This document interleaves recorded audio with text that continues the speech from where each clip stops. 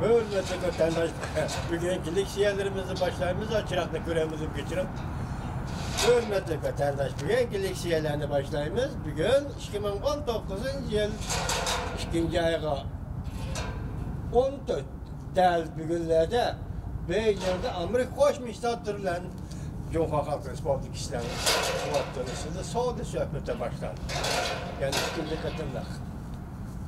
Aşık bir yerde. Mavzumunda hürmetli vatandaş. Akivroyu cüngonu kutuzalmaydı. Kurulma karakterlik saat elip beriş bu esi yakşı bir iş. Mavzula haber 2. ayının 13. günü cüngonu nezer torbidi ilan kıldı. Makalımında başladı.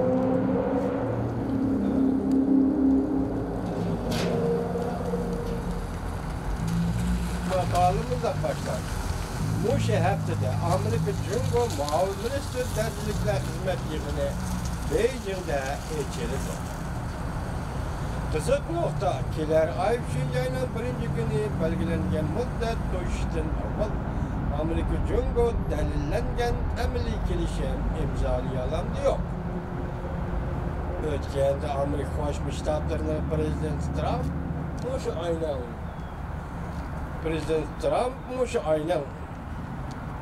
28 ve 27. günleri Vietnam'ın Heni şehirde Çavuşan'ın rehberi Kim Jong-un bilen ikinci kıtım uçraşkandan keyin bu vaqtdagi Cumhur'a beriş planı yo'qligini jakarlagan edi. Planı yo'qligini jakarlagan edi. Prezident Trump Xi Jinping bilan ko'rishmaydi. Bu xabar tarqalish bilan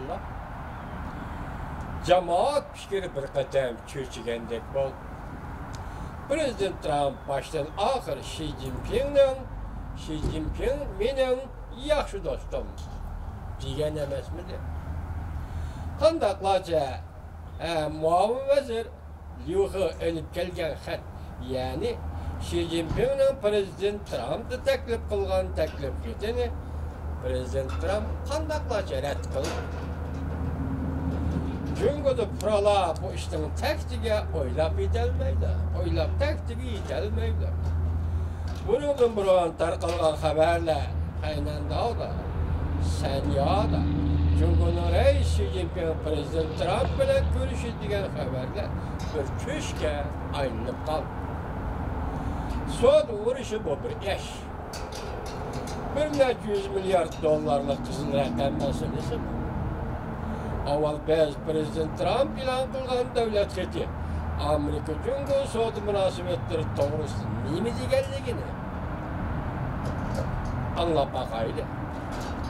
Yangi savdo kelishimi imzolamoqchi bo'lsang Cumhur qurilma xarakterli islohot elib berishing kerak. Cumhur rahbarlari biz qizil raqamning 3dan 1 qismini azaytaylik deydi. Birden ta'tir raqamning yarmini bu yil qisqartaylik deydi. Yana birden 6 yil ichida qizil raqamni tugataylik deydi. Lekin Amerikaning qattiq qo'l rahbarlari aqlimilik huquqini qo'g'dash chin turdi. Shunga avval Amerikaning Johnson shirkatini jazoladi. Moşunda zor hareketler yanına Cumhur rahberlerinin dikkatini tartmadı.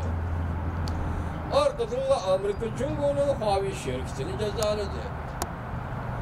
Şu ceryanda Amerika mundaq hesapladı.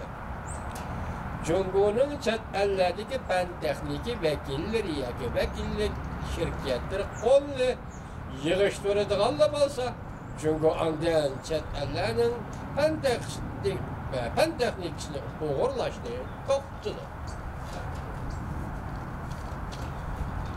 Navbatda Amerika Qo'shma Shtatlariga keyingi savdo munosabatlarini tanqonlashtirishda emas, balki Cumhur qurilma xarakterli islohot elib berishdir. Qurilma xarakterli islohot elib berish degan nima?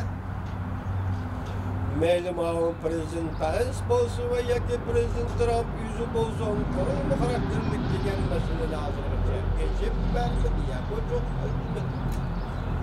Bu Amerika Cumhuriyeti Dünya Savdo Teşkilatı'na kirgende bergen va'dalarini icra qilishni talab qildi. Cumhuriyet'in bergen va'dalarini icra qilishini talab qildi. Yani eksport, import, tamoyda beci dünyaviy yo'lga kirish lazım. Dünyaviy yo'lga kirish lazım. 15 yıl çeklengen vakit.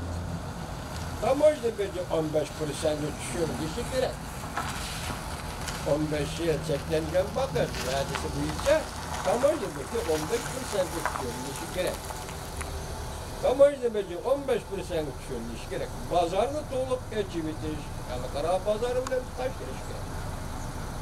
Elektronluk üçün alakalarını geçip bitiş. Nefitkeziş. Kedirişlerini geçip bitiş. Pul muamele sahasını geçip bitiş. Etnimizlik hukukunu korktaş. Kör alakını ve metmaatını koyup bitiş. Devlet ilgili karıkhanılar Cumhur'un pazardan çıkarıp bitiş. Cumhur'un devlet ilgili şirketlerini pazardan çıkarıp bitiş. Devlet alganda, satkanda xaridar çağırış. Okşaşlı kişilik hukukla korktaş. Müstakil işçiler soyuzda kuruş ruhsat kılış ve hakıza. Demek Cumhur hükümranlığındaki müstemlik Uyguristan'da işçiler koşunu yok. Bu işçiler degen köçmen Xitaylarga berilgen okup, yani dihalla uyuşması konusu burada. Ve chet yerlerge ve başka yerlerge yetişip çıkan hazır Amerika, Kanada degendeki yerde faaliyet kılatkan dihalla, yani vatanga kayıtıp verip hem de Xitay makul desen, dihalla uyuşması konusu burada. Koldan kildi kayışa. Okşaşlı kişilik hukukdaş, müstakil işçiler soyuzu kuruş ruhsat kılış ve hakeza. Cumhur'un yukarıda bergen va'dalarini selektirip koysak, birinci meselede nişan yetkendan başka, yana başka meselelerde Cumhur Partiyası halkka ve halkara cemiyetke bergen va'dalarının bir maddesini emnileştirdi.